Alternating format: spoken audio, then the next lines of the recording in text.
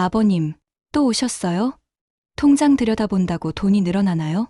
65세 김영수가 평범한 은행 업무를 보던 중 며느리 민경의 차가운 목소리가 등 뒤에서 들려옵니다. 창고 직원들의 손길이 멈추고 대기석의 고객들이 모두 이쪽을 바라봅니다. 이런 간단한 업무로 창구를 이용하시면 다른 고객들한테 피해가 됩니다. 영수의 얼굴이 붉게 달아오르며 평생 쌓아온 자존심이 산산조각 나는 순간입니다. 오늘 준비한 김영수 할아버지의 이야기를 끝까지 들어보시기 전에 구독과 좋아요 버튼 한번 눌러주세요. 과연 김영수 할아버지에게 무슨 일이 일어난 걸까요? 이 모든 갈등은 어디서부터 시작되었을까요? 지금부터 그 이야기를 들려드리겠습니다. 서울 변두리 낡은 아파트 단지.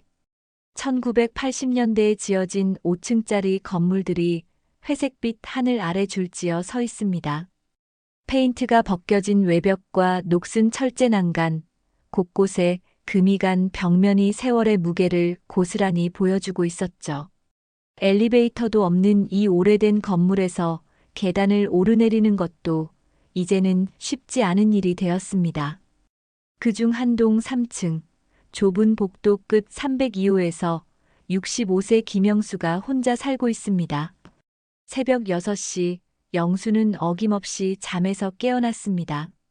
40년 넘게 새벽에 일어나는 습관이 몸에 배어서 은퇴한 지 2년이 지난 지금도 변하지 않았죠. 알람 시계 소리보다 먼저 눈이 떠집니다. 옆자리는 이미 오래전부터 비어 있었습니다. 아내 순이가 세상을 떠난 지 벌써 3년이 지났지만 여전히 침대 한쪽만 사용하는 습관이 남아 있었습니다. 여보야, 날씨가 또 추워지네. 때로는 아내가 아직 옆에 있는 것처럼 말을 걸기도 했습니다. 정적 속에서 자신의 목소리만 메아리치는 것이 더 외로웠지만 그래도 혼잣말이라도 하는 편이 나았습니다. 영수는 천천히 몸을 일으켜 앉으며 작은 한숨을 내쉬었습니다. 무릎이 뻐근하고 허리가 아팠죠. 젊었을 때는 이런 게 뭔지도 몰랐는데 이제는 일어날 때마다 몸 곳곳에서 신호가 왔습니다. 관절염 약을 먹어도 완전히 낫지는 않았습니다. 화장실에서 세수를 마치고 낡은 거울을 들여다봤습니다. 흰머리가 성성하게 자란 모습, 깊게 파인 주름, 그리고 예전보다 훨씬 작아진 어깨가 거울에 비쳤습니다. 언제부터인가 거울 속 남자가 자신이 아닌 것 같은 기분이 들었죠. 30대에는 건장한 체격으로 현장에서 일꾼들을 이끌던 모습이 엊그제 같은데 지금은 그저 평범한 노인이 되어버렸습니다. 건설회사 현장 감독으로 일할 때는 늘 바쁘게 움직였습니다. 새벽 5시에 나가서 밤늦게 들어오는 게 일상이었죠. 아파트 건설 현장에서 벽돌 하나하나, 철근 하나하나를 점검하며 꼼꼼히 일했습니다. 그때는 시간이 부족해서 늘 쫓기듯 살았는데 이제는 시간이 너무 많아서 오히려 답답했습니다. 부엌에서 간단한 아침을 준비했습니다. 라면 한 봉지에 계란 하나 그리고 김치 몇 조각이 전부였죠. 예전에는 아내가 정성스럽게 차려주던 밥상이 그리웠습니다. 따뜻한 미역국, 갓 지은 쌀밥, 정갈하게 담은 반찬들. 특히 순이가 만들어주던 된장찌개 맛은 어디서도 찾을 수 없었습니다. 영수야, 밥 먹어. 식기 전에 얼른. 순이의 목소리가 들리는 것 같았습니다. 40년 동안 매일 아침마다 들었던 그 다정한 목소리 말이죠. 가끔 혼잣말로 아내에게 말을 걸곤 했습니다. 대답이 없다는 걸 알면서도 말이죠. 너무 조용해서 텔레비전을 켜놓고 밥을 먹었습니다. 이른 아침 뉴스가 나오고 있었습니다. 오늘 아침 뉴스입니다. 물가 상승률이 계속해서 오르고 있어 서민들의 생활이 어려워지고 있습니다. 특히 식료품과 생필품 가격이 급등하면서 고정 수입에 의존하는 노년층의 어려움이 가중되고 있다고 합니다. 뉴스에서 나오는 경제 얘기들을 들으면서 영수는 자신의 통장을 떠올렸습니다. 매달 받는 국민연금 62만 원과 개인연금 38만 원이 전부였죠. 한 달에 100만 원. 그나마 집이 작아여서 다행이었지만 관리비 15만 원, 전기료 가스료 합쳐서 10만 원, 그리고 기본적인 생활비를 빼고 나면 늘 빠듯했습니다. 아침을 마치고 나서 영수는 작은 수첩을 꺼내 들었습니다. 거기에는 이번 달 지출 내역이 빼곡히 적혀 있었죠. 3일 쌀 8kg 28,000원, 7일 전기료 42,000원, 12일 병원비 15,000원, 15일 혈압약 8,000원. 매일매일 꼼꼼히 기록하는 것이 영수의 일과 중 하나였습니다. 돈을 관리하는 것은 평생 아내가 담당했었는데 혼자 살게 되면서 영수가 직접 해야 했습니다. 처음에는 어떻게 해야 할지 몰라서 당황했었죠. 통장 정리하는 법, 공과금 내는 법, 심지어 마트에서 장 보는 것까지 모든 게 서툴렀습니다. 순이가 얼마나 많은 일들을 혼자서 해왔는지 그때서야 깨달았습니다. 이번 달은 좀 남을 것 같은데. 계산을 마친 영수는 안도의 한숨을 쉬었습니다. 그런데 문득 며느리 민경의 말이 떠올랐죠. 지난달에 만났을 때 민경이 한 말이었습니다. 아버님, 요즘 혼자 지내시기 힘드시죠? 우리랑 같이 사시는 게 어때요? 집도 넓고 하니까요. 혼자 계시면 외로우시기도 하고. 당시에는 그냥 안부 차하는 말인 줄 알았습니다. 하지만 지금 생각해보니 뭔가 다른 뜻이 있는 것 같았죠. 민경은 시중은행에서 대리로 일하는 만큼 돈 계산에 밝았습니다. 영수가 가진 재산이 얼마나 되는지, 통장에 돈이 얼마나 있는지 관심이 많았습니다. 사실 민경은 결혼 초부터 시아버지를 그리 달가워하지 않았습니다. 대학까지 나온 자신이 고졸 출신 건설 현장 감독의 아버지를 모셔야 한다는 것에 불만이 있었던 것 같았죠. 물론 겉으로는 정중하게 대했지만 가끔씩 보이는 표정이나 말투에서 속마음이 드러났습니다. 아버님은 참 옛날 사람이세요. 이런 식의 말을 자주 했습니다. 겉으로는 별 뜻 없는 말 같지만 영수에게는 무시하는 말로 들렸죠. 아들 준호는 착한 편이었지만 회사 일에 치여 아버지에게 신경 쓸 여유가 별로 없었습니다. IT 회사에서 프로그래머로 일하는 준호는 야근이 잦았고 주말에도 집에서 일하는 경우가 많았죠. 결혼한 지 5년이 되었지만 아직 아이가 없어서 부부 둘이서만 살고 있었습니다. 아버지, 건강하게 지내세요. 몸 관리 잘하시고요. 아, 그리고 병원 가실 때는 꼭 연락 주세요. 가끔 안부 전화를 걸어올 때도 대화는 늘 짧고 형식적이었습니다. 영수는 더 많은 이야기를 하고 싶었지만 바쁜 아들을 붙잡기가 미안해서 금세 전화를 끊곤 했습니다. 점심시간이 되자 영수는 집 근처 경로당으로 발걸음을 옮겼습니다. 아파트 단지 내에 있는 작은 경로당에서 비슷한 또래의 노인들과 화투를 치거나 장기를 두며 시간을 보내는 것이 유일한 사회 활동이었죠. 영수야, 늦었네. 우리 벌써 한 판 끝났어. 미안해요. 집에서 좀 정리할 게 있어서. 박만수, 이창호, 정기선. 모두 70대 초반의 동네 어르신들이었습니다. 다들 비슷한 처지라 서로의 마음을 잘 알았죠. 자식들 이야기, 건강 이야기, 그리고 물가 이야기가 주된 대화 소재였습니다. 요즘 라면도 1,000원이 넘어. 옛날에는 몇백 원이었는데 병원비도 장난 아니야. 혈압약만 한 달에 몇만 원이니까. 우리 며느리는 맨날 돈 이야기만 해. 용돈도 아깝다는 듯이 주고. 친구들과 함께 있을 때만큼은 외로움을 잊을 수 있었습니다. 서로의 처지를 이해하고 위로해주는 사람들이 있다는 것만으로도 마음이 한결 가벼워졌죠. 하지만 집으로 돌아오는 길은 늘 무거웠습니다. 저녁이 되면 더욱 적막감이 몰려왔습니다. 오늘도 하루가 지나갔습니다. 영수는 침대에 누워 천장을 바라보며 생각에 잠겼습니다. 이런 일상이 언제까지 계속될까? 가족들에게는 부담이 되지 않을까? 혼자서 끝까지 살 수 있을까? 그런 고민들이 머릿속을 맴돌았습니다. 월요일 오전 10시, 영수는 평소보다 조금 일찍 집을 나섰습니다. 매달 셋째 주 월요일은 통장 정리를 하는 날이었죠. 은퇴한 이후로 생긴 작은 일과였습니다. 연금이 들어왔는지, 관리비는 제대로 빠져나갔는지, 그리고 이번 달 잔고가 얼마나 되는지 확인하는 것이 영수에게는 중요한 일이었습니다. 아파트 단지를 나서면서 영수는 깊게 숨을 들이마셨습니다. 오늘은 날씨가 참 좋았거든요. 하늘이 맑고 바람도 선선했습니다. 걸어서 10분 거리에 있는 은행까지 가는 길이 나쁘지 않았죠. 요즘에는 인터넷 뱅킹이니 스마트폰 뱅킹이니 하는 것들이 있다지만 영수는 여전히 은행 창구에서 직접 확인하는 것을 선호했습니다. 기계보다는 사람이 더 믿음직스럽지. 혼잣말을 하며 걸음을 옮겼습니다. 길가에는 가을 단풍이 시작되고 있었고 아이들이 학교에 가는 모습도 보였습니다.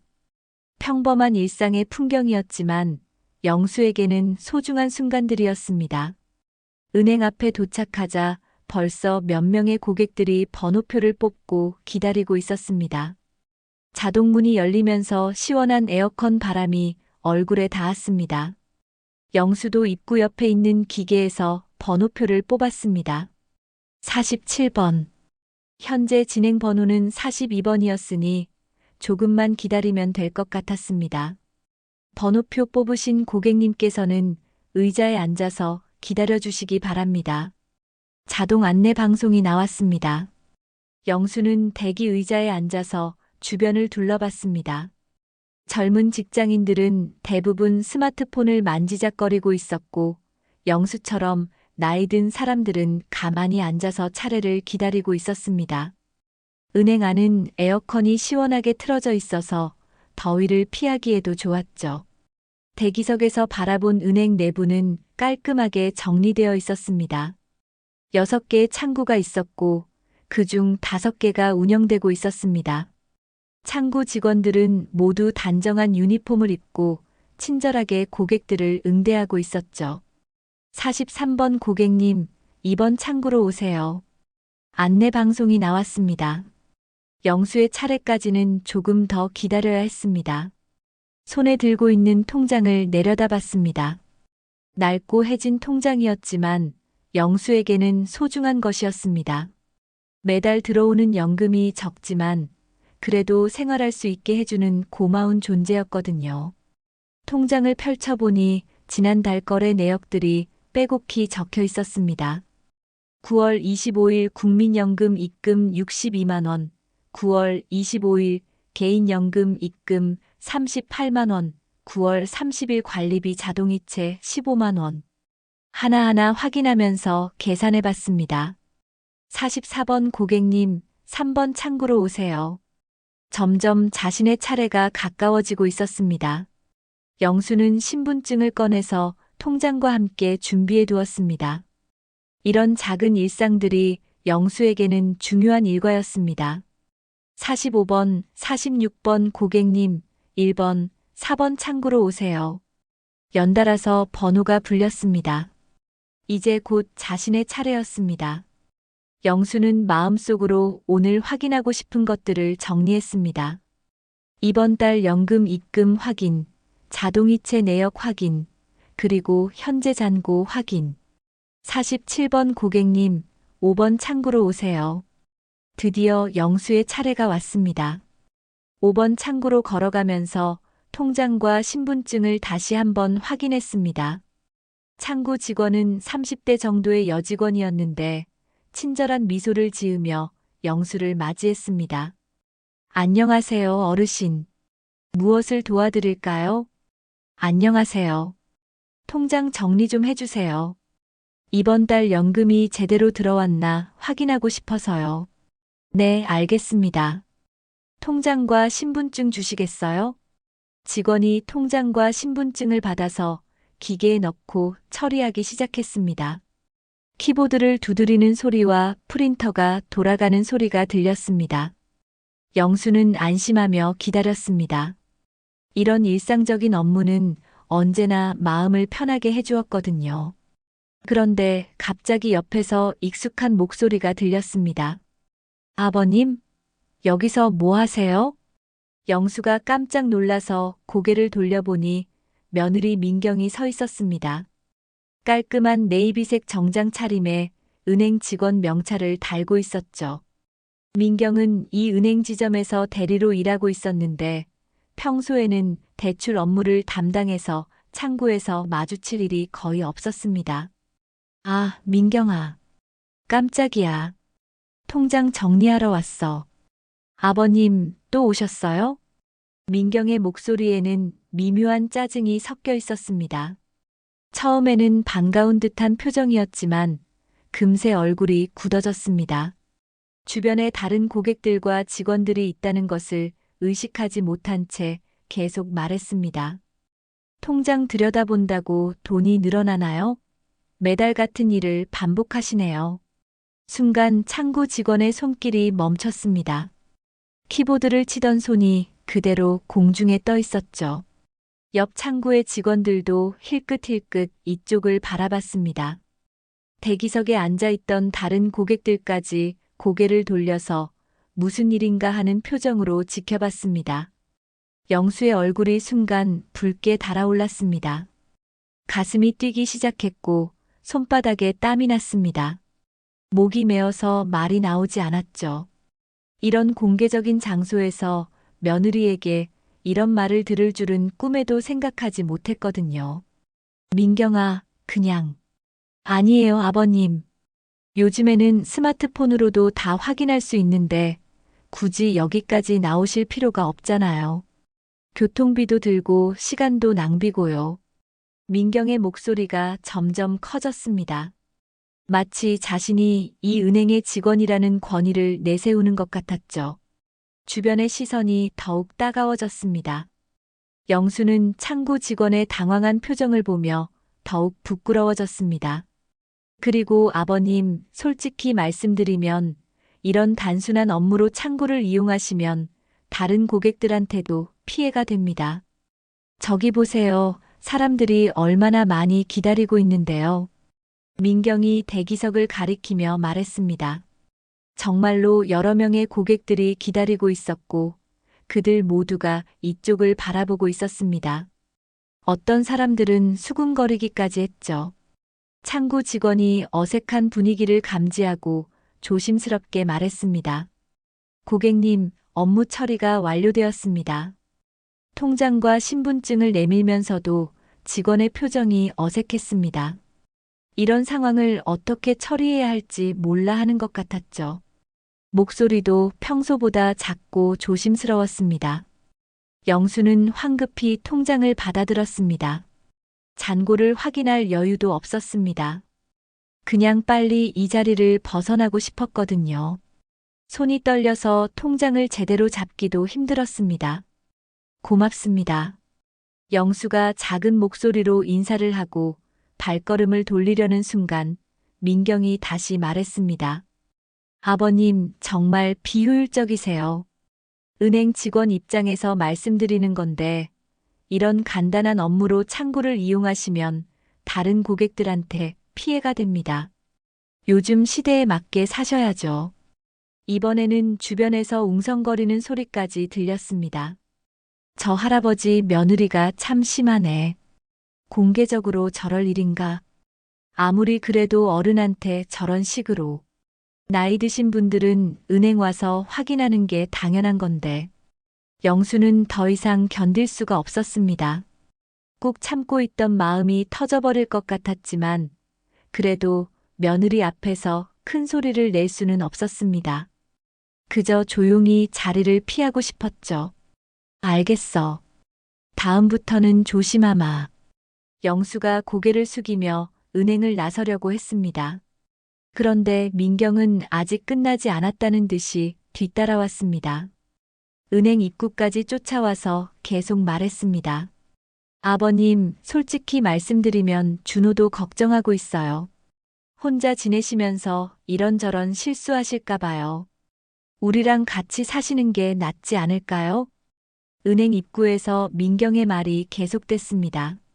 지나가는 사람들이 호기심 어린 눈으로 바라봤습니다. 영수는 고개를 들 수가 없었습니다. 집안일도 제대로 못하시고 돈 관리도 서툴러지시고 나이가 드시니까 당연한 일이긴 하지만요. 혼자 계시면 위험해요. 영수의 가슴이 답답해졌습니다. 숨이 막히는 것 같았죠. 40년 넘게 현장에서 일하며 가족을 책임졌던 자신이 이제는 이런 취급을 받아야 하는 신세가 되었다는 현실이 너무 서글펐습니다. 그만. 영수가 작은 목소리로 중얼거렸지만 민경에게는 들리지 않았습니다. 아버님, 현실을 받아들이셔야 해요. 이제는 우리가 모시고 살아야 할 때가 온 거죠. 결국 영수는 아무 말도 하지 못한 채 터벅터벅 걸어서 집으로 향했습니다. 뒤에서 민경이 뭔가 더 말하는 것 같았지만 더 이상 듣고 싶지 않았습니다. 그저 빨리 집에 가서 혼자만의 시간을 갖고 싶었을 뿐이었습니다. 집으로 돌아가는 길이 평소보다 훨씬 길게 느껴졌습니다.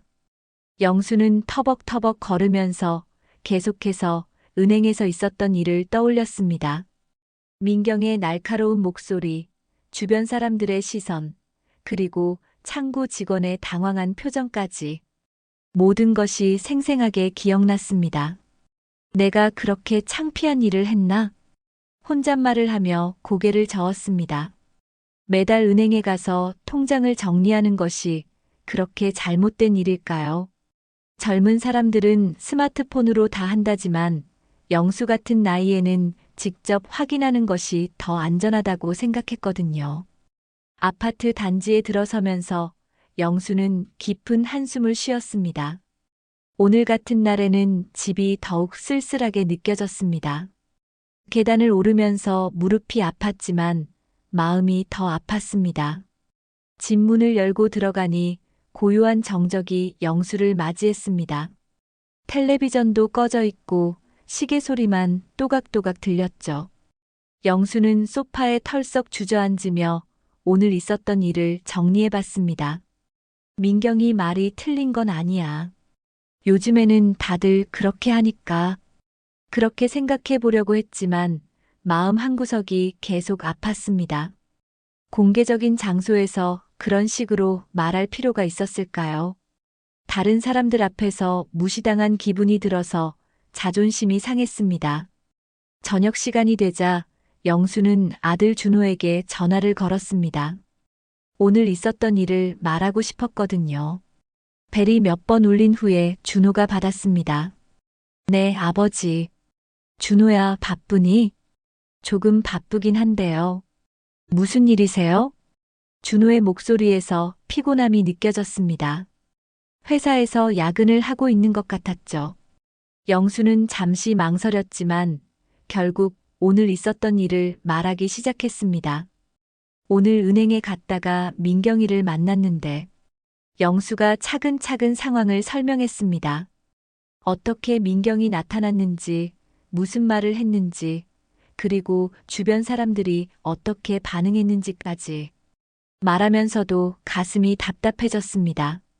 준호는 잠시 조용히 들었습니다. 그리고 나서 별로 놀라지 않는 목소리로 대답했습니다. 민경이가 좀 예민했나 보죠. 아버지, 너무 마음 쓰지 마세요. 그런데 준호야, 사람들 앞에서 그렇게 말하는 게 맞나? 아버지, 민경이도 직장에서 스트레스 받고 그래요.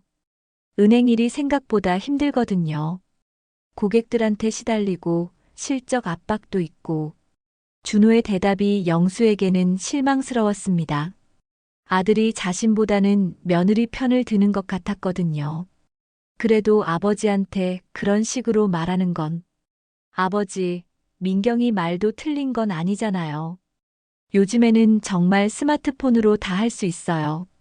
제가 가르쳐 드릴까요? 영수는 더 이상 할 말이 없었습니다. 아들마저 민경이와 같은 생각을 하고 있었거든요. 아니야, 됐어. 바쁜데 방해해서 미안하다. 아버지, 정말 괜찮으시죠?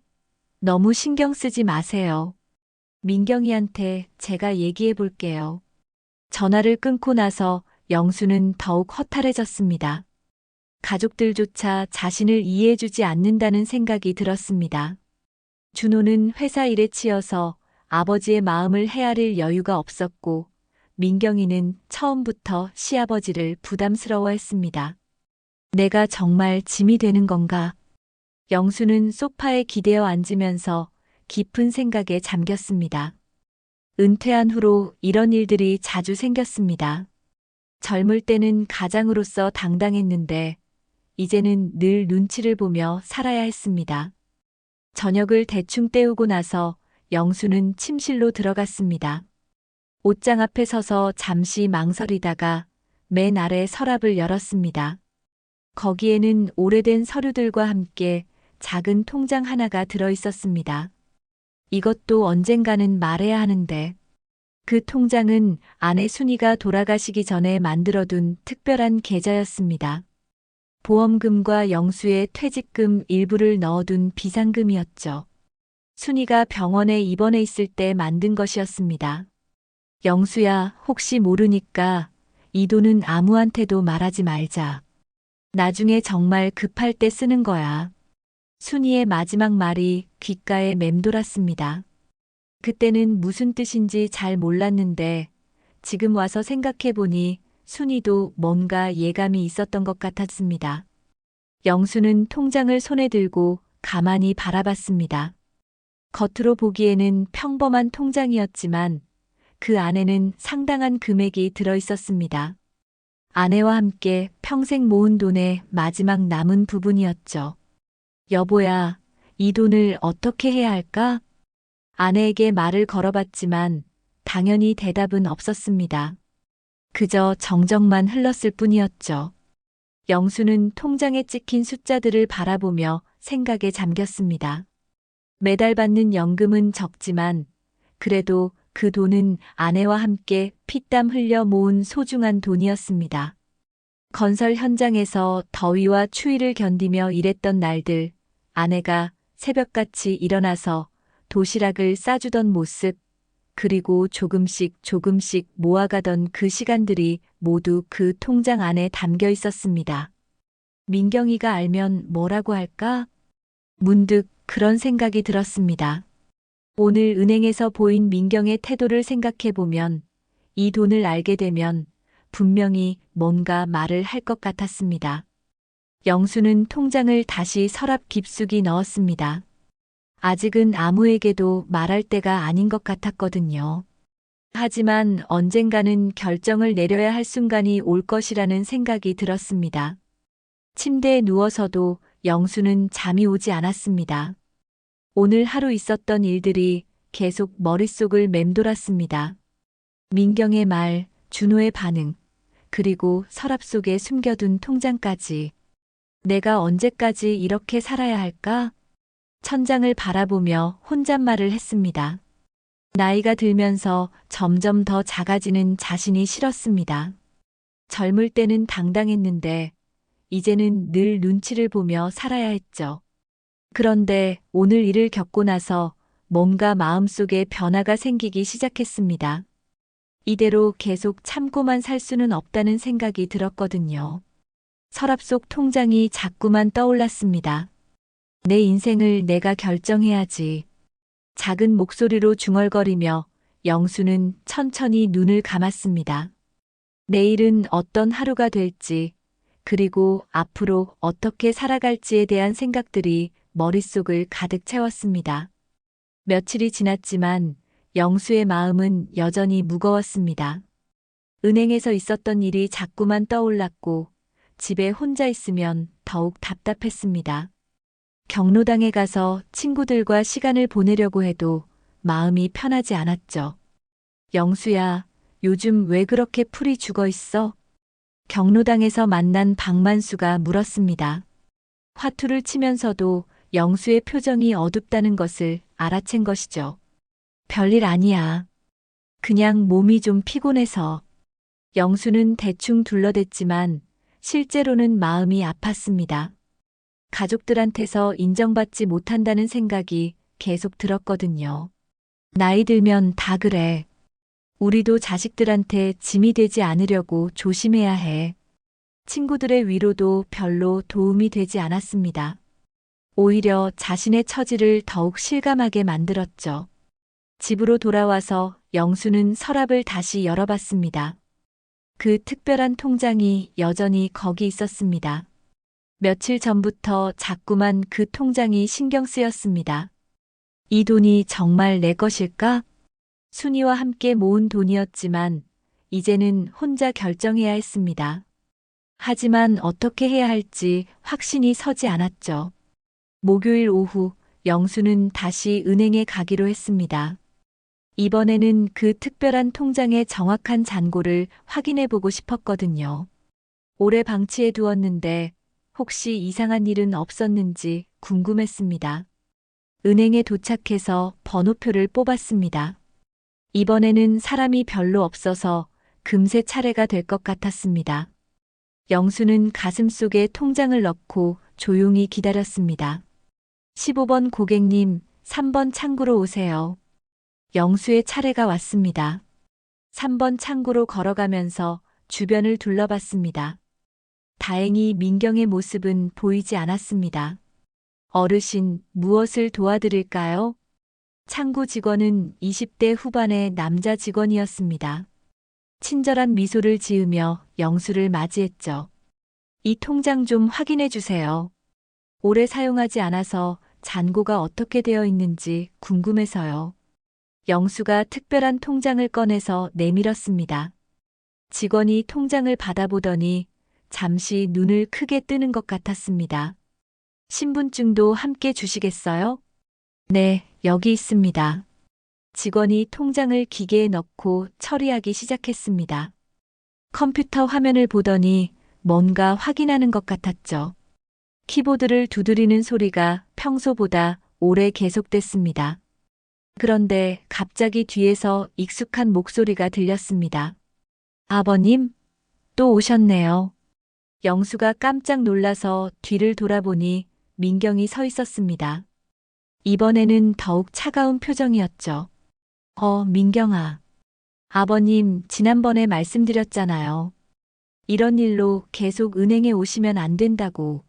민경의 목소리가 평소보다 날카로웠습니다. 주변에 있던 다른 직원들이 힐끗힐끗 바라봤죠. 이번에는 좀 다른 용무가 있어서. 무슨 다른 용무요? 어차피 통장 잔고 확인하는 거 아니에요? 민경이 창구 쪽으로 다가왔습니다. 그리고 영수가 내민 통장을 보더니 의외라는 표정을 지었습니다. 이게 뭐예요? 이런 통장도 있었어요?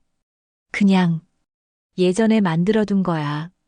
영수가 어색하게 대답했습니다.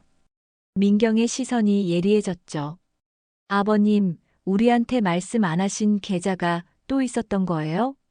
창구 직원이 어색한 분위기를 감지했지만 업무를 계속 처리해야 했습니다. 하지만 민경이 계속 끼어들었죠. 이 통장도 결국 우리한테 맡기실 거잖아요? 아버님, 괜히 창피하게 만들지 마세요. 이번에는 아예 대놓고 무시하는 말투였습니다. 주변에 있던 고객들과 직원들이 모두 이쪽을 바라봤습니다. 민경아, 그런 식으로 말하는 건 솔직히 말씀드리면 아버님 혼자서는 이런 일들을 제대로 처리하기 어려우세요. 이제는 우리가 다 관리해드려야 해요. 민경의 목소리가 점점 커졌습니다. 마치 자신이 이 상황을 주도하고 있다는 듯한 태도였죠. 그런데 바로 그때 창구 안쪽에서 업무를 처리하고 있던 한 직원이 조심스럽게 속삭였습니다. 저기 실례지만 고객님, 이 통장은 특별 계좌로 보이는데요. 민경과 영수 모두 그 직원을 바라봤습니다. 특별 계좌요? 민경이 되물었습니다. 갑자기 관심이 생긴 것 같았죠. 네, 오래된 주주 배당금 기록이 있습니다. 그리고 잔고가 상당히. 직원이 말을 흐렸습니다. 고객의 정보를 함부로 말하기 어려웠거든요. 민경의 표정이 순간 굳어졌습니다. 지금까지 시아버지를 무시하던 태도가 완전히 바뀌었죠. 주주 배당금이요? 어떤 회사에? 그건 고객님께서 직접 확인하셔야 할 사항입니다. 직원이 난처해했지만 민경은 더욱 궁금해했습니다. 아버님, 이게 정확히 뭔가요? 주식을 가지고 계셨던 거예요? 영수는 갑작스러운 상황에 당황했습니다. 이렇게 될 줄은 몰랐거든요. 그냥 예전에 회사에서 받은 주식이 있었어. 회사에서 받은 주식이요? 어떤 회사요? 민경의 눈빛이 번뜩였습니다. 돈 냄새를 맡은 것 같았죠. 건설회사 주식이야. 내가 일하던 회사에서 퇴직할 때 줬거든. 그 주식이 지금까지 있었던 거예요? 배당금도 계속 들어왔고요. 민경의 질문이 계속됐습니다. 이제는 아예 시아버지를 무시하던 태도가 사라지고 관심 어린 표정이 되었습니다. 창구 직원이 업무 처리를 마치고 통장을 내밀었습니다. 업무가 완료되었습니다. 영수가 통장을 받으려고 했지만 민경이 먼저 손을 뻗었습니다. 제가 확인해 드릴게요, 아버님. 민경아, 내가 직접. 아니에요. 이런 복잡한 건 제가 보는 게 나아요. 민경이 통장을 받아서 펼쳐봤습니다. 그리고 잔고를 확인하는 순간 표정이 완전히 달라졌습니다. 이게 얼마예요? 작은 목소리로 중얼거렸지만 충격받은 표정이 역력했습니다. 아버님, 이런 큰 돈이 있었는데 왜 말씀 안 하셨어요? 이제는 아예 존댓말의 높이도 달라졌습니다. 몇 분 전까지 무시하던 태도가 완전히 사라졌죠. 그냥 비상시에 쓰려고 놔둔 거야. 영수가 어색하게 대답했습니다. 민경의 갑작스러운 태도, 변화가 오히려 불편했습니다. 아버님, 이런 중요한 일은 우리한테 미리 말씀해 주셔야죠. 혼자서 관리하시기에는 너무 큰 돈이에요. 민경의 목소리에서 이제는 욕심이 느껴졌습니다. 돈을 본 순간 완전히 다른 사람이 된 것 같았죠. 영수는 통장을 다시 받아들었습니다. 민경의 변한 모습을 보면서 뭔가 마음이 복잡해졌습니다.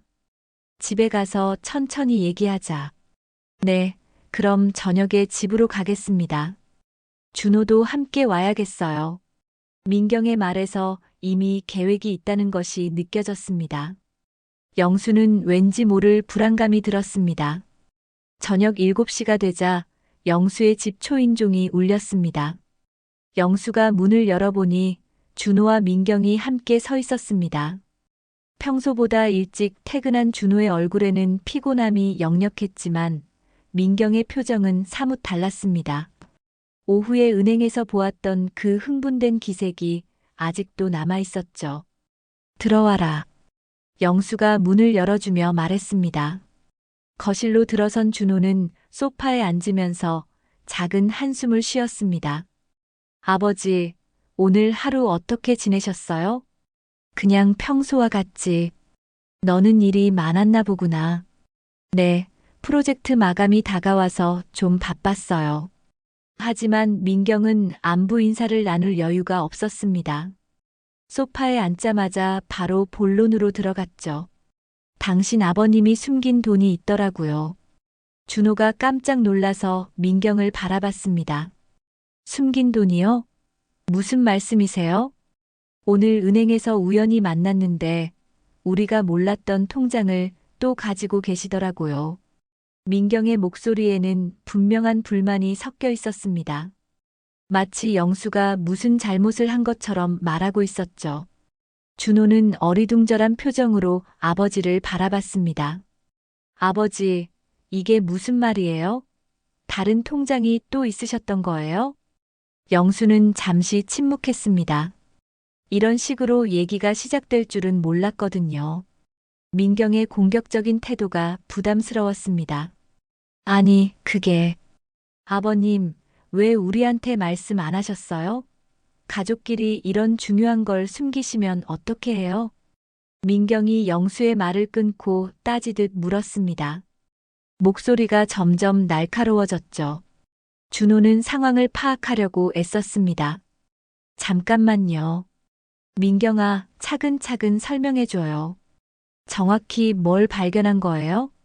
당신 아버님이 은행에 특별 계좌를 하나 더 가지고 계셨어요. 그것도 주식 배당금이 들어오는 계좌를. 주식 배당금이요? 준호가 더욱 놀란 표정을 지었습니다. 아버지가 주식을 가지고 있다는 얘기는 처음 들었거든요. 아버지, 이게 대체 무슨 돈이에요? 준호의 목소리에도 당황스러움이 묻어났습니다. 지금까지 아버지가 연금 외에는 특별한 수입이 없다고 생각했었거든요. 영수는 더 이상 피할 수 없다는 걸 깨달았습니다. 두 사람의 시선이 모두 자신에게 집중되어 있었죠. 내 어머니 돌아가시기 전에 보험금과 내 퇴직금을 묶어둔 계좌야. 보험금과 퇴직금이요? 준호가 되물었습니다. 엄마 생명보험금하고 내가 회사 그만둘 때 받은 퇴직금 일부를 따로 저축해둔 거다. 혹시 모를 때 쓰려고 숨겨놨지.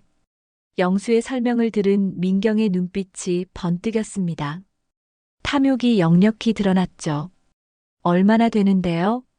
민경이 바로 물었습니다. 돈 액수가 가장 궁금했던 것 같았죠.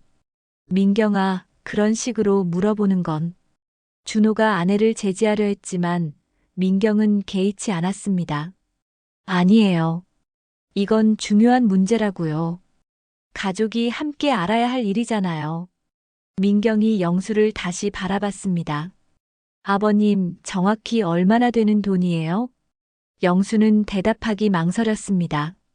액수를 말하면 더 큰 일이 될 것 같았거든요. 그렇게 많지는 않아. 그냥 비상금 정도야. 비상금이 얼마나 되길래 주식 배당금까지 받을 수 있는 거예요? 민경의 추궁이 계속됐습니다. 포기할 기색이 전혀 보이지 않았죠. 준호도 궁금해졌습니다. 아버지, 솔직히 말씀해 주세요. 우리가 알아야 할 것 같은데요. 결국 영수는 입을 열었습니다. 아마 3천만 원 정도 될 거야. 3천만 원이요? 준호와 민경이 동시에 소리쳤습니다.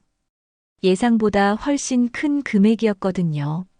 그런 큰 돈을 혼자 관리하고 계셨던 거예요? 민경의 목소리가 더욱 흥분됐습니다.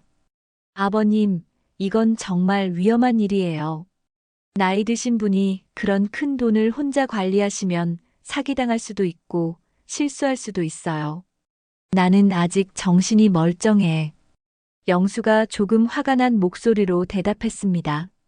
자신을 무능력한 노인 취급하는 것 같아서 기분이 나빴거든요. 아니에요, 아버님. 제가 은행에서 일하니까 잘 아는데 요즘 노인분들을 대상으로 한 금융 사기가 정말 많아요. 민경이 그럴듯한 이유를 댔지만 영수는 속마음을 알 수 있었습니다. 그래서 어쩌자는 거야? 당연히 우리가 관리해드려야죠. 통장을 저희한테 맡기세요. 민경의 본심이 드러났습니다. 결국 돈을 자신들이 관리하겠다는 것이었죠. 준호는 아내의 말에 약간 당황했습니다. 민경아, 그렇게 성급하게 말하는 건 성급한 게 아니라 당연한 거예요. 아버님, 혼자서는 위험해요. 하지만 아버지 돈인데 결국에는 우리가 상속받을 돈이잖아요. 미리 관리해드리는 게 안전해요. 민경의 말이 점점 노골적이 되었습니다. 영수는 듣고 있기가 괴로웠습니다. 민경아, 그런 식으로 말하면 안 돼. 준호가 아내를 나무랐지만 민경은 이미 흥분한 상태였습니다. 왜요? 솔직하게 말하는 게 나쁜 건가요? 어차피 나중에는 우리 돈이 될 텐데 지금부터 제대로 관리하자는 거예요. 영수의 가슴이 답답해졌습니다. 며느리의 입에서 나오는 말들이 믿기지 않았거든요. 민경아, 그 돈은 내가 평생 모은 거야. 너희들이 함부로 할 수 있는 돈이 아니다. 아버님, 현실을 받아들이세요. 혼자 계시면서 그런 큰 돈을 관리하는 건 무리예요. 민경이 더욱 강하게 밀어붙였습니다. 그리고 솔직히 말씀드리면 아버님이 우리한테 이런 중요한 걸 숨기신 것도 문제가 있어요. 가족 간에 신뢰가 있어야 하는 거 아닌가요? 영수는 말문이 막혔습니다. 자신이 잘못한 것처럼 몰아가는 민경의 말투에 화가 났지만 어떻게 대답해야 할지 몰랐습니다. 준호는 중간에서 난처해했습니다. 아버지, 민경이 말도 일리는 있어요. 그런 큰 돈을 혼자 관리하시기에는 너마저 그런 소리를 하는구나.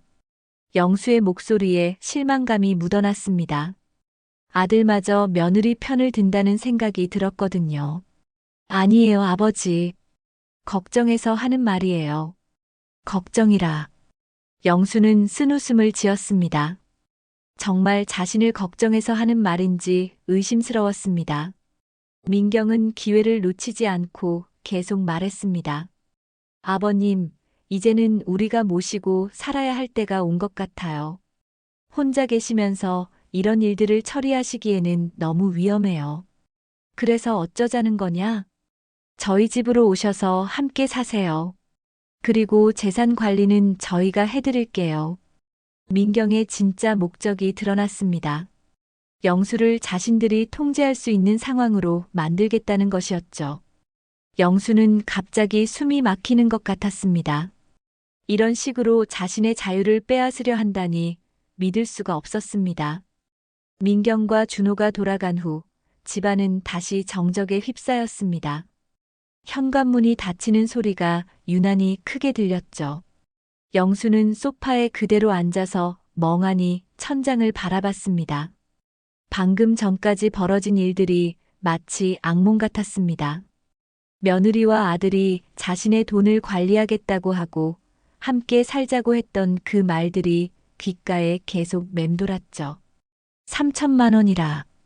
민경이 그 금액을 듣고 눈빛이 변했던 모습이 생생하게 떠올랐습니다.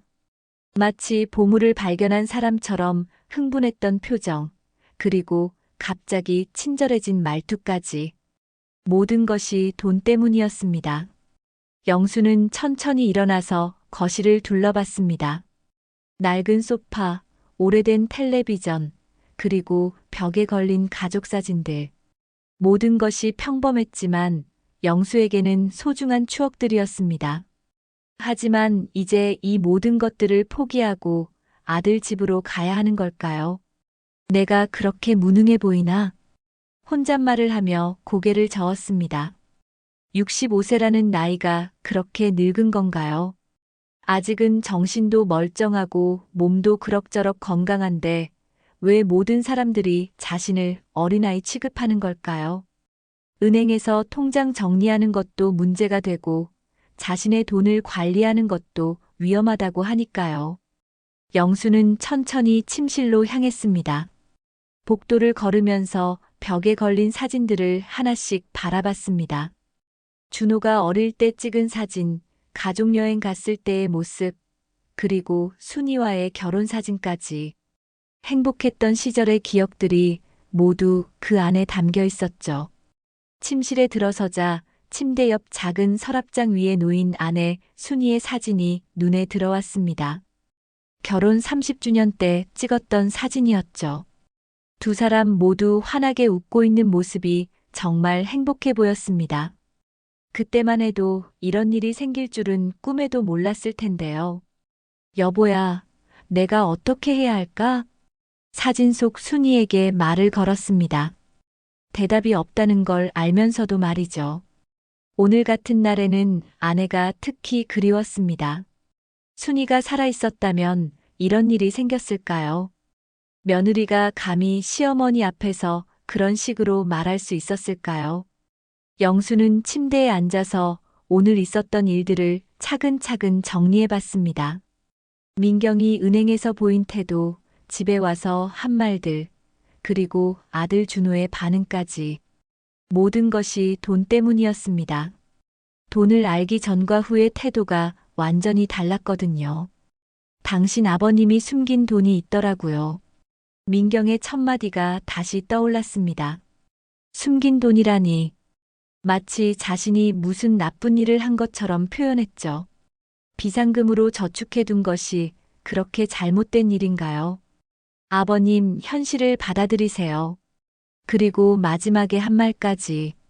현실이라니. 나이가 들었다고 해서 무능력한 사람 취급을 받아야 하는 게 현실인가요? 자신이 평생 모은 돈도 마음대로 쓸 수 없는 게 현실인가요? 영수는 서랍을 열어서 그 특별한 통장을 다시 꺼내 들었습니다. 겉보기에는 평범한 통장이었지만 그 안에는 영수와 순이의 인생이 담겨 있었습니다.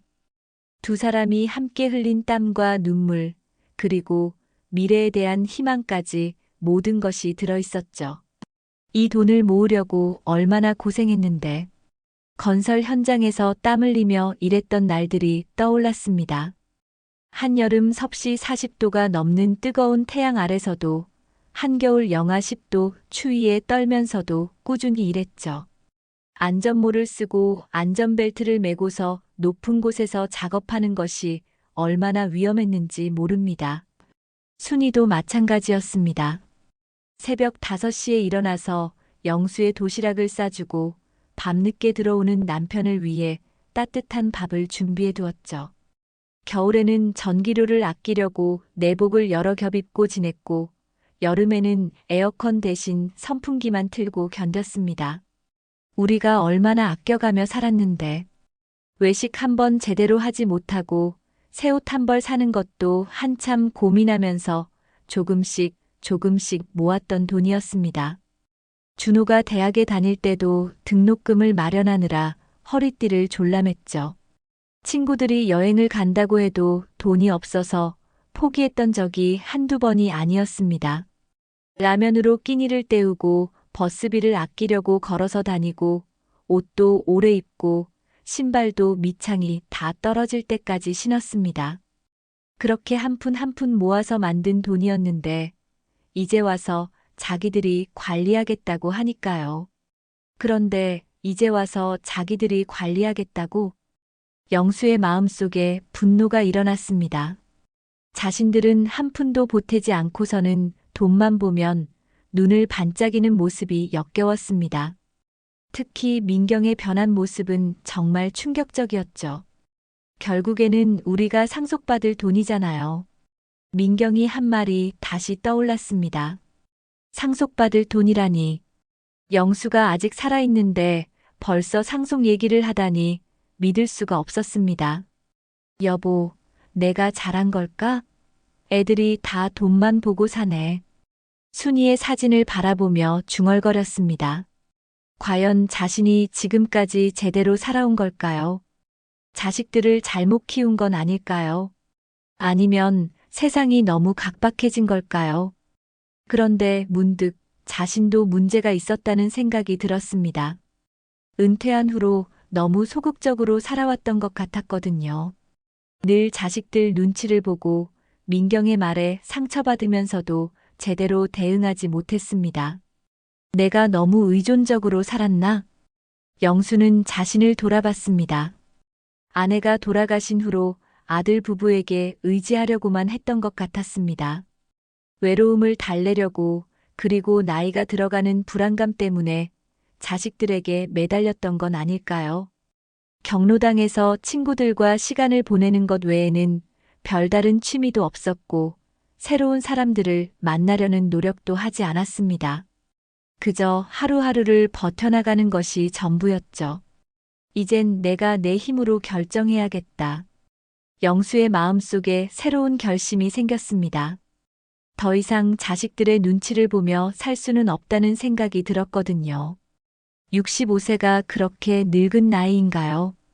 아직도 20년은 더 살 수 있는 나이인데 왜 벌써 포기하고 살아야 하는 걸까요? 통장을 들여다보면서 영수는 깊은 생각에 잠겼습니다. 이 돈을 어떻게 써야 할까요? 정말로 민경과 준호에게 맡겨야 할까요? 아니면 다른 방법이 있을까요? 돈이라는 게 참 무서운 거구나. 평소에는 착하다고 생각했던 며느리도 돈 앞에서는 완전히 다른 모습을 보여줬습니다. 아들도 마찬가지였죠. 아버지의 마음보다는 돈이 더 중요해 보였습니다. 이 돈이 시험대가 되는 건가? 갑자기 그런 생각이 들었습니다. 이 돈이 단순한 유산이 아니라 가족들의 진정한 마음을 확인할 수 있는 도구가 될 수도 있겠다는 생각 말이죠. 진짜 자신을 사랑하는 건지 아니면 돈만 탐내는 건지 확인해 볼 수 있는 기회가 될 수도 있겠다고 생각했습니다. 영수의 마음속에 새로운 계획이 생기기 시작했습니다. 그냥 순순히 돈을 넘겨주는 것이 아니라 이 돈을 통해서 정말 의미 있는 일을 해보고 싶었습니다. 여보, 나 이제 좀 달라져야겠어. 순이의 사진에게 말했습니다. 더 이상 약한 모습만 보여줄 수는 없었습니다. 65세라고 해서 무능한 건 아니잖아요. 아직도 자신의 인생을 스스로 결정할 수 있는 나이였습니다. 며칠이 지났지만 영수의 마음은 확고했습니다. 그동안 많은 생각을 했고 이제는 결정을 내릴 때가 왔다고 느꼈습니다. 화요일 아침 영수는 평소보다 일찍 일어나서 깔끔하게 옷을 차려입었습니다. 오늘은 중요한 일이 있었거든요. 거울 앞에서 넥타이를 매면서 자신의 모습을 바라봤습니다. 늙긴 했지만 아직은 당당한 모습이었죠. 여보야, 내가 제대로 된 결정을 내릴 수 있게 도와줘. 순이의 사진에게 인사를 하고 나서 영수는 집을 나섰습니다. 손에는 며칠 전에 미리 준비해둔 서류가 들어 있었죠. 변호사 사무실에 가서 상담받고 작성한 것들이었습니다. 은행으로 향하는 발걸음이 평소보다 가벼웠습니다. 아침 햇살이 따뜻하게 내리쬐는 가운데 영수는 천천히 걸었습니다. 오늘 이후로는 모든 게 달라질 것이라는 생각이 들었거든요. 더 이상 누구의 눈치도 보지 않고 자신의 의지대로 살 수 있을 것 같았습니다. 은행에 도착하자 영수는 VIP 창구로 향했습니다. 일반 창구가 아닌 특별한 곳에서 업무를 처리하고 싶었거든요. 오늘의 일은 그만큼 중요했으니까요. 접수대에서 번호표를 받고 VIP 대기실에서 기다렸습니다. 김영수 고객님, VIP 상담실로 오시겠습니까? 직원의 안내에 따라 영수는 조용하고 격조 있는 상담실로 들어갔습니다. 가죽 소파와 원목 테이블, 그리고 조명까지 모든 것이 고급스러웠죠. 어르신, 무엇을 도와드릴까요? VIP 창구의 40대 여직원이 정중하게 인사했습니다. 영수는 미리 준비해둔 통장과 서류를 꺼내들었습니다.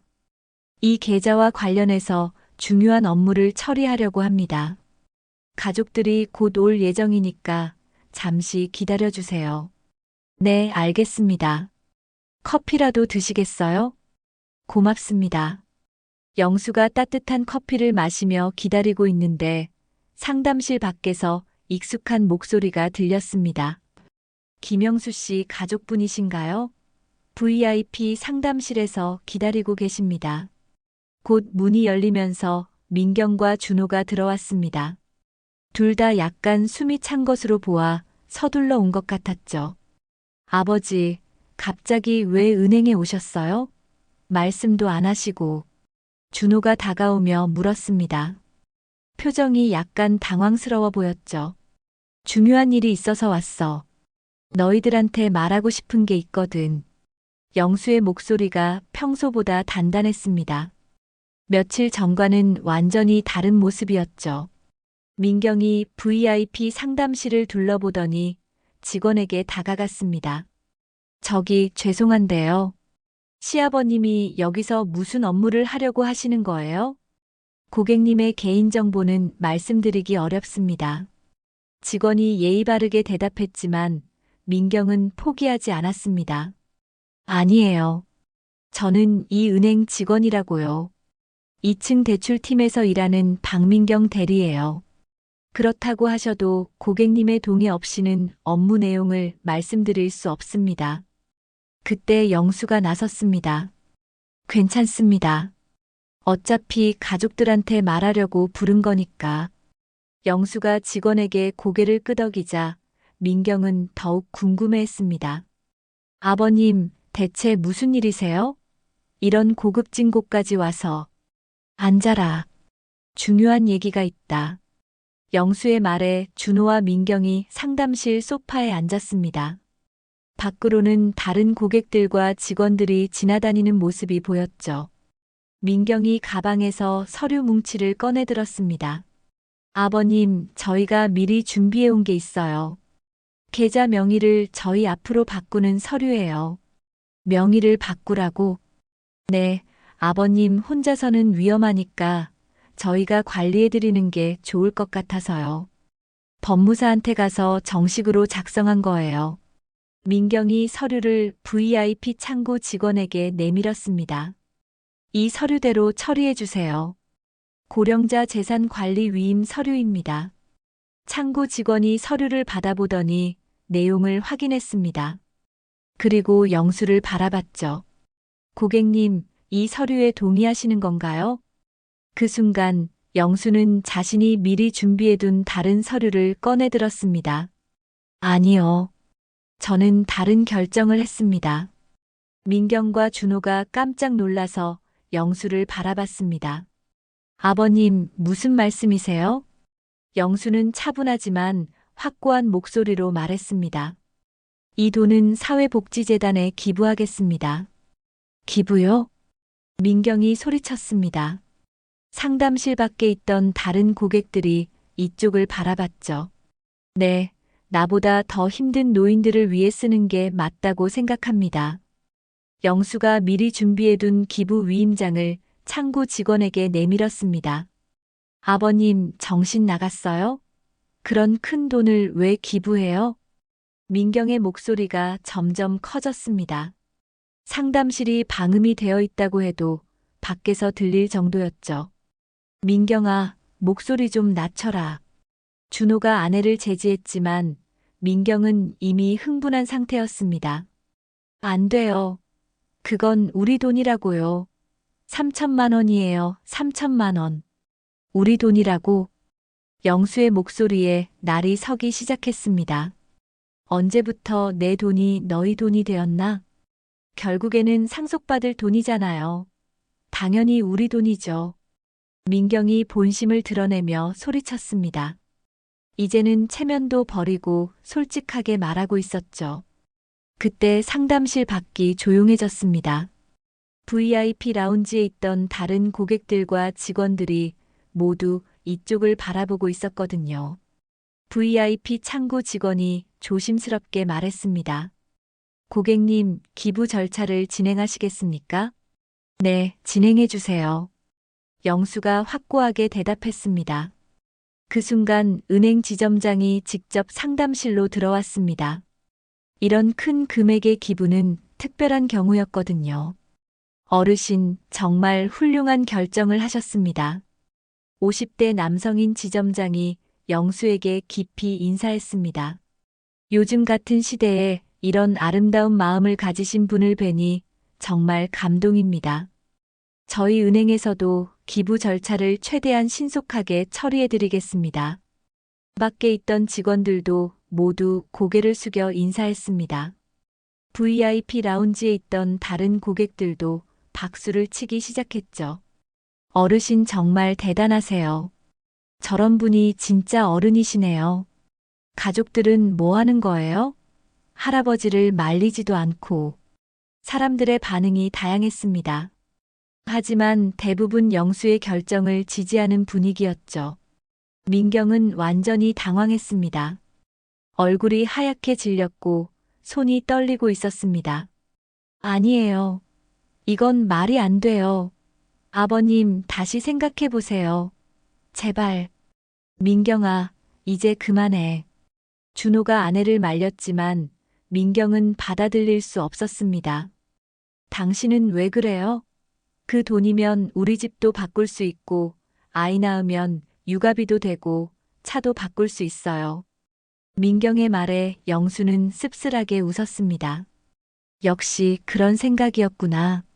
아버님, 현실적으로 생각해 보세요.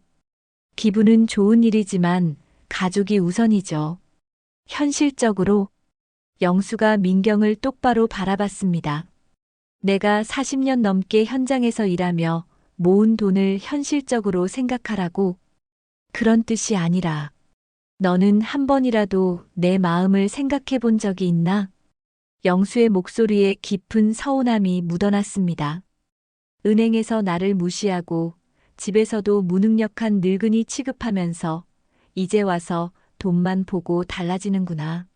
민경은 할 말이 없었습니다. 주변 사람들의 시선이 따가웠거든요. 준호가 고개를 숙이며 말했습니다. 아버지, 저희가 잘못했습니다. 아버지 뜻대로 하세요. 준호야, 너는 착한 아이야. 하지만 돈 앞에서는 다들 달라지는구나. 영수의 말에 준호는 더욱 고개를 숙였습니다. 지점장이 기부 서류를 정중히 받으며 말했습니다. 어르신의 뜻에 따라 사회복지재단에 전액 기부하도록 처리하겠습니다. 정말 존경스럽습니다. 그 순간 VIP 라운지에 있던 모든 사람들이 다시 한번 박수를 쳤습니다. 영수는 드디어 진정한 자유를 느꼈습니다. 돈에 얽매이지 않는, 그리고 누구의 눈치도 보지 않는 진짜 자유 말이죠. 기부 절차가 모두 완료된 후 영수는 은행을 나섰습니다. 가을 오후의 햇살이 따뜻하게 얼굴을 비쳤죠. 발걸음이 이상하게 가벼웠습니다. 손에는 기부 완료 확인서가 들려 있었고 마음속에는 말로 표현할 수 없는 홀가분함이 있었습니다. 은행 앞 계단을 내려오면서 영수는 깊게 숨을 들이마셨습니다. 공기가 이렇게 맑았나 싶을 정도로 상쾌했어요. 지나가는 사람들의 표정도 평소보다 밝게 보였고 가로수의 단풍잎들도 더욱 아름답게 느껴졌습니다. 마치 세상 모든 것이 새롭게 보이는 기분이었죠.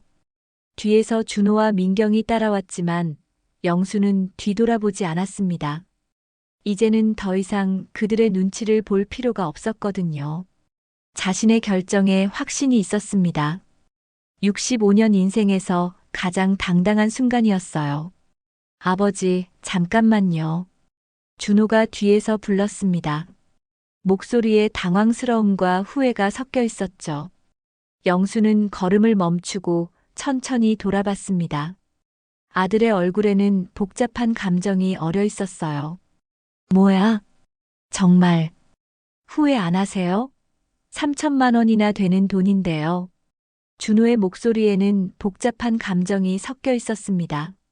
아버지의 결정을 존중하고 싶으면서도 한편으로는 아쉬운 마음이 있었던 것 같았죠. 그 많은 돈이 한순간에 사라져버렸다는 현실을 받아들이기 어려워했습니다. 후회? 전혀. 영수가 확신에 찬 목소리로 대답했습니다. 얼굴에는 평온한 미소가 떠올랐죠. 오히려 이제야 제대로 된 결정을 한 것 같아. 마음이 이렇게 편한 건 정말 오랜만이야. 영수의 표정을 보니 정말로 후회하지 않는다는 게 느껴졌습니다. 오히려 무언가에서 해방된 것 같은 얼굴이었어요. 민경은 여전히 충격에서 벗어나지 못한 상태였습니다. 얼굴이 하얗게 질린 채로 아무 말도 하지 못하고 있었죠. 입술을 꽉 다물고 주먹을 쥔 채로 서 있었습니다. 가끔씩 고개를 저으며 믿을 수 없다는 표정을 지었어요. 저 돈으로 우리가 할 수 있었던 일들이 얼마나 많은데. 민경이 작은 목소리로 중얼거렸지만 영수는 들은 척도 하지 않았습니다. 아버지, 그럼 이제 어떻게 하실 거예요? 준호가 조심스럽게 물었습니다. 뭘 어떻게 해? 그냥 내가 살고 싶은 대로 살겠어. 영수의 대답이 단순했지만 그 안에는 깊은 의미가 담겨 있었습니다. 더 이상 다른 사람들의 기대에 맞춰 살지 않겠다는 의지가 느껴졌죠. 연금만으로도 충분히 살 수 있어. 뭘 그리 걱정하나. 오히려 이제는 아무 걱정 없이 살 수 있겠네. 집으로 돌아가야겠다. 영수가 발걸음을 옮겼습니다.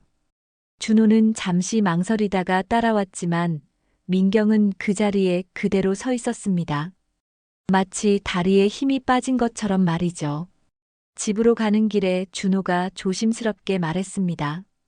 아버지, 제가 잘못했습니다.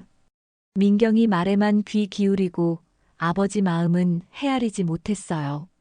준호야, 너는 나쁜 아이가 아니야. 다만 우선순위를 잘못 정했을 뿐이지. 영수가 아들을 바라보며 따뜻하게 말했습니다. 가족이 중요한 건 맞지만 돈 때문에 서로 상처 주면서까지 함께 있어야 하나? 그게 진짜 가족인가? 준호는 아무 말도 할 수 없었습니다. 아버지의 말이 맞았거든요. 지난 며칠 동안 자신들이 보여준 모습이 얼마나 추했는지 깨달았습니다. 돈 앞에서 사람이 어떻게 변하는지 똑똑히 봤어. 그것도 가족이라는 사람들이 말이야. 영수의 목소리에는 서운함과 동시에 깨달음이 묻어났습니다. 아파트 단지에 도착했을 때 민경은 여전히 뒤처져서 걸어오고 있었습니다. 표정이 굳어 있었고 입술을 꽉 다물고 있었죠. 가끔씩 한숨을 크게 쉬는 모습이 보였습니다. 아직도 현실을 받아들이지 못하는 것 같았어요. 영수는 집 앞에서 멈춰 섰습니다. 익숙한 현관문이 반갑게 느껴졌어요. 낡았지만 따뜻한 내 집이었습니다. 준호야, 이제 들어가거라. 아버지는 혼자 있고 싶다. 네, 알겠습니다. 아버지, 정말 죄송합니다. 준호가 깊이 인사하고 민경과 함께 돌아갔습니다.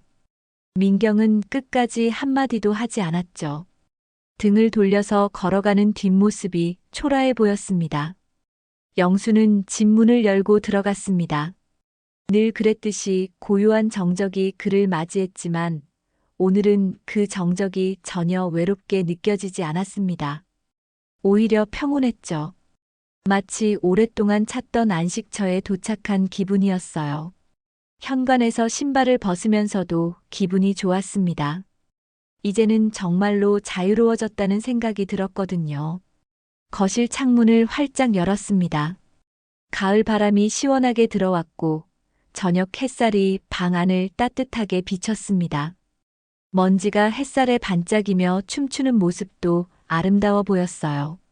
평소에는 보이지 않던 것들이 오늘은 모두 새롭게 느껴졌습니다. 이제야 제대로 어른 노릇한 것 같구나. 혼잣말을 하며 깊게 숨을 들이마셨습니다. 가슴이 뻥 뚫린 것 같았어요. 오랫동안 가슴속에 맺혀있던 응어리가 모두 사라진 기분이었습니다. 영수는 침실로 가서 서랍을 열었습니다. 그 특별한 통장이 여전히 거기 있었죠. 하지만 이제는 그 안에 돈이 없다는 걸 알고 있었습니다. 통장을 펼쳐봤습니다. 잔고란에는 0원이라고 찍혀 있었죠. 하지만 이상하게도 허전하지 않았습니다. 오히려 뿌듯했어요. 그 돈이 정말 필요한 곳에 쓰일 것이라는 생각이 들었거든요. 여보야, 내가 잘한 거지? 순이의 사진에게 말을 걸었습니다. 마치 아내가 환하게 웃으며 고개를 끄덕이는 것 같았어요. 우리가 평생 모은 돈이 좋은 일에 쓰이게 됐어. 분명히 기뻐할 거야. 영수는 통장을 다시 서랍에 넣었습니다. 비록 잔고는 사라졌지만 그 속에 담긴 것은 자존심과 자유였습니다. 돈보다 훨씬 값진 것들이었죠. 부엌으로 가서 저녁을 준비했습니다. 오늘은 특별한 날이니까 평소보다 조금 더 정성을 들여보고 싶었어요. 라면에 계란과 파를 넣고 김치도 함께 준비했습니다. 라면을 끓이면서도 기분이 좋았습니다. 예전에는 혼자 먹는 라면이 쓸쓸했는데 오늘은 달랐어요. 자유의 맛이 났습니다. 누구의 눈치도 보지 않고 자신이 원하는 대로 살 수 있다는 기쁨이 있었죠. 이 맛이 자유구나. 혼잣말을 하며 웃었습니다. 경로당 친구들에게도 이 소식을 전해야겠다고 생각했습니다. 분명히 깜짝 놀랄 테지만 이해해 줄 거라고 믿었어요. 영수야, 정말 그 큰 돈을 다 기부했다고? 박만수의 놀란 목소리가 벌써 들리는 것 같았습니다. 미쳤나? 왜 그랬어? 이창호도 그렇게 말할 것 같았죠. 하지만 설명해주면 이해할 거라고 생각했습니다. 돈보다 중요한 게 있다는 걸 말이에요. 저녁을 먹고 나서 영수는 소파에 앉아서 텔레비전을 켰습니다. 저녁 뉴스가 나오고 있었죠. 최근 고령자를 대상으로 한 금융 사기가 증가하고 있어 주의가 필요합니다. 뉴스를 보면서 영수는 웃었습니다. 자신은 이제 사기를 당할 걱정도 없어졌거든요. 기부할 돈도 남아있지 않으니까요. 참 아이러니하네. 혼잣말을 하며 고개를 저었습니다. 돈이 없으니 오히려 마음이 편해졌다니 말이에요. 밤이 깊어갈수록 영수의 마음은 더욱 평안해졌습니다. 오랜만에 깊은 잠을 잘 수 있을 것 같았어요. 아무 걱정 없이 누구의 눈치도 보지 않으면서 말이죠. 창밖으로 보이는 밤하늘에 별들이 반짝이고 있었습니다. 영수의 새로운 인생도 저 별들처럼 반짝이며 시작될 것 같았어요. 아직 늦지 않았습니다. 남은 인생, 나답게 살면 되는 거였죠. 여러분, 김영수 할아버지의 이야기는 어떠셨나요? 돈 앞에서 변하는 사람들의 모습, 그리고 진정한 자유와 존엄을 찾아가는 한 노인의 용기 있는 결정.